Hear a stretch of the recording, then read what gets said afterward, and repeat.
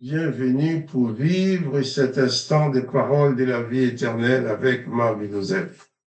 Aujourd'hui, nous sommes le 19 octobre 2025.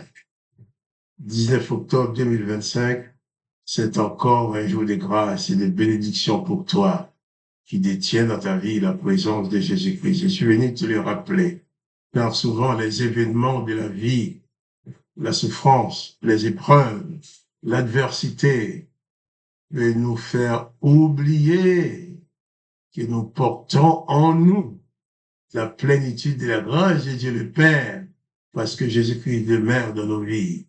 Donc, dans ta vie, Jésus-Christ est le patron. Si Jésus-Christ demeure dans ta vie, chaque jour est pour toi un jour de grâce. Je ne dis pas que chaque jour est pour toi un jour sans épreuve, un jour facile, un jour sans difficulté, un jour sans problème. Non, je dis que c'est un jour de grâce et de bénédiction parce que Jésus-Christ est avec toi, il ne t'abandonnera jamais parce qu'il te dit, je suis avec toi tous les jours jusqu'à la fin du monde. Autant que tu es dans ce monde, tu vis sur un sol que l'Éternel des armées a maudit.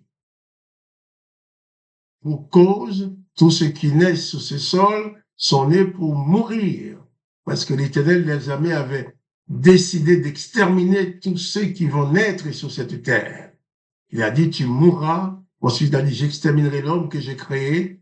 Seulement, ceux qui reçoivent dans leur vie la présence de Jésus-Christ, envoyé par Dieu le Père, qui est le Dieu de la grâce, qui n'est pas le condamnateur, ceux-là qui croient en Jésus-Christ, contrairement aux condamnations, à cette batterie de condamnation que l'Éternel des armées a mise sur les hommes, Jésus-Christ dit, celui qui croit en moi vivra éternellement. Tandis que l'Éternel les armées dit, empêchons-les de vivre éternellement, si tu es en Jésus-Christ. Cette condamnation de l'Éternel des armées ne peut plus t'empêcher de vivre éternellement. Jésus-Christ dit, je les ressusciterai. L'Éternel dit, je les exterminerai. Jésus dit, je ressusciterai. L'Éternel dit, empêchons-les de vivre éternellement. Jésus-Christ dit, celui qui croit en moi vivra éternellement. Il vivra même si son corps meurt. Il vivra avec moi. Donc, je saisis cet instant pour te dire qu'il faut te débarrasser de toute forme de panique, de peur, de toute forme de déprime, même quand les circonstances sont difficiles. Mais pour faire cela, il faut ne jamais oublier que le Seigneur Jésus-Christ, le promoteur de la grâce, est avec toi. Sa bénédiction est sur ta vie. Il est là pour t'aider à traverser victorieusement toutes les épreuves de cette vie qui découle de la malédiction originelle que l'Éternel a mise sur l'humanité.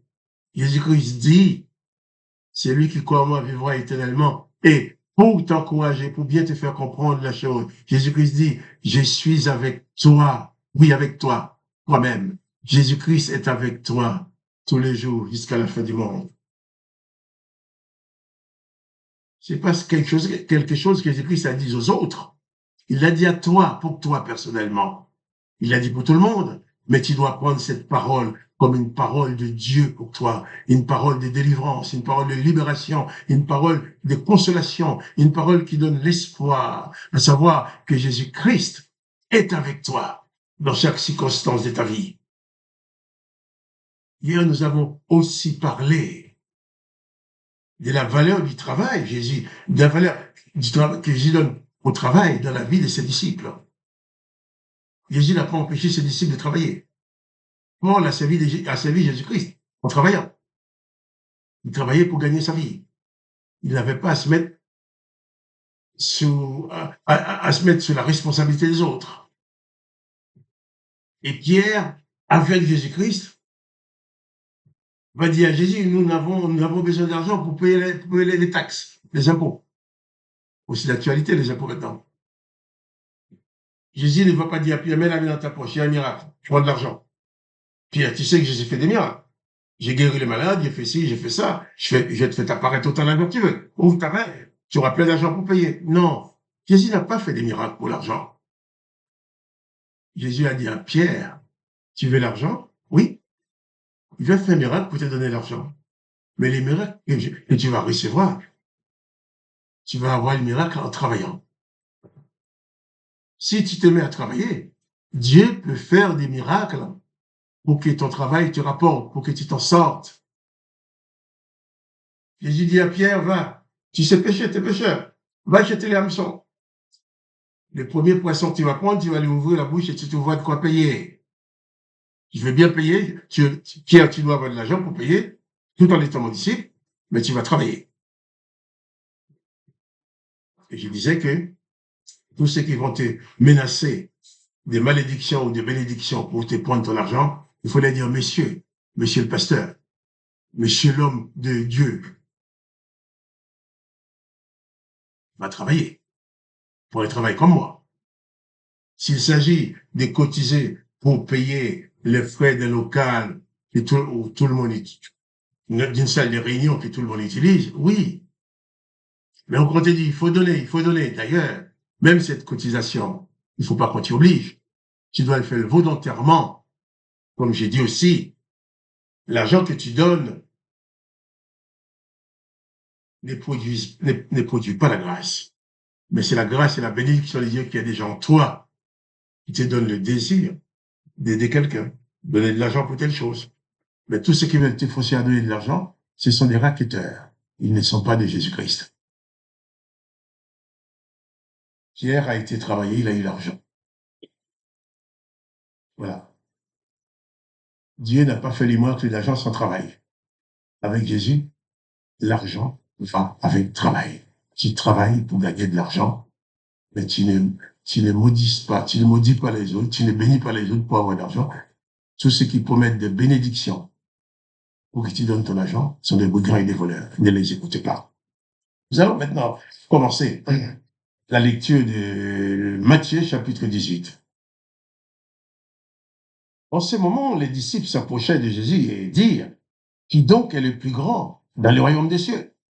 Ah oui, l'être humain a toujours besoin de savoir qui est plus grand que lui, qui est plus petit que lui, qui donc est plus grand dans le royaume des cieux. Jésus ayant appelé un petit enfant, le plaça au milieu d'eux et dit, je vous l'ai dit en vérité, si vous ne vous convertissez pas et si vous ne devenez comme les petits enfants, vous n'entrerez pas dans le royaume des cieux.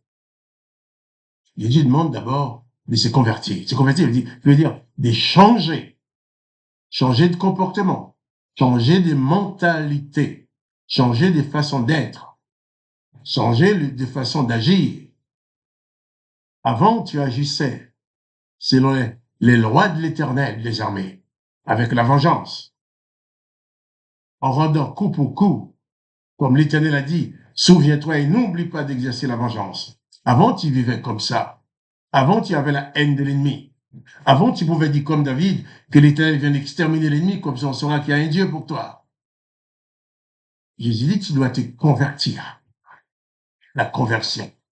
Tu ne dois plus être ce que tu étais avant. Tu dois changer.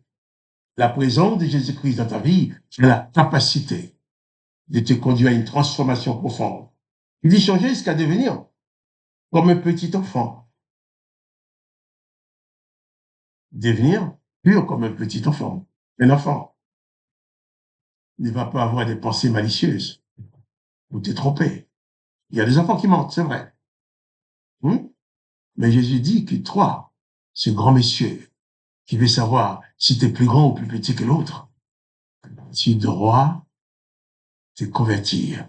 Tu dois laisser la présence de Jésus-Christ te transformer pour faire de toi un homme de paix, pour faire de toi un disciple accompli de Jésus-Christ. Avoir la foi comme la foi d'un petit enfant pour entrer dans le royaume. Mais tu n'as pas besoin de savoir qui est plus grand, qui est plus petit que toi. Le seul grand, c'est Dieu, c'est le Seigneur Jésus. Mais toi, restez comme un petit enfant de la présence de Dieu. Et Dieu prendra toujours soin de ses enfants, dont toi. Nous allons continuer sur ces sujets demain, Dieu voulant. Maintenant, pas de panique. Jésus-Christ est avec toi. Laisse la présence de Jésus-Christ transformer ta vie pour qu'il te soit pour lui un disciple accompli. Sois béni. Et je te dis aussi à demain pour les paroles de la vie éternelle.